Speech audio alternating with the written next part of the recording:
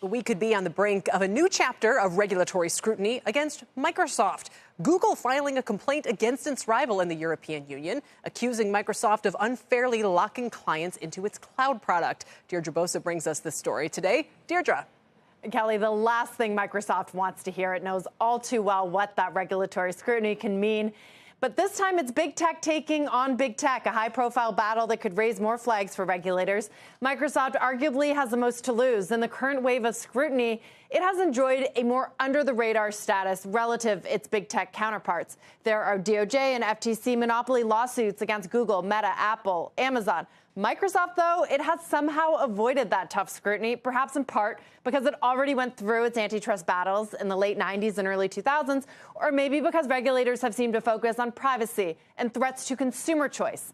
But this Google complaint, it puts a spotlight on Microsoft's cloud business and enterprise dominance, essentially saying that Microsoft uses its market power to push businesses to use Azure, its cloud unit.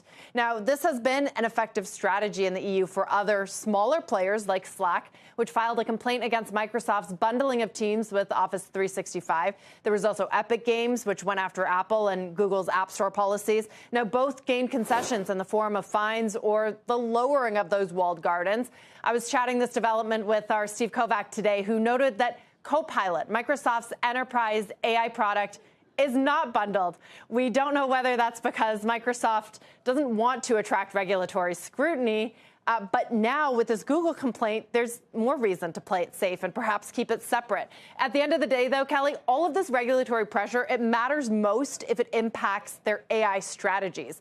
And as Microsoft learned the hard way decades ago, lawsuits, even if they are ultimately defeated, because remember, they can go on for months and even years, they can be costly and distracting when platform shifts like mobile and now generative AI require all of the innovation and resources that megacaps can muster. Back to you. That is fascinating, because I can imagine some people pushing them to say, just bundle it now and deal with the pushback later. Maybe not at this juncture. Tread carefully. Deirdre, thanks. Deirdre Bosa.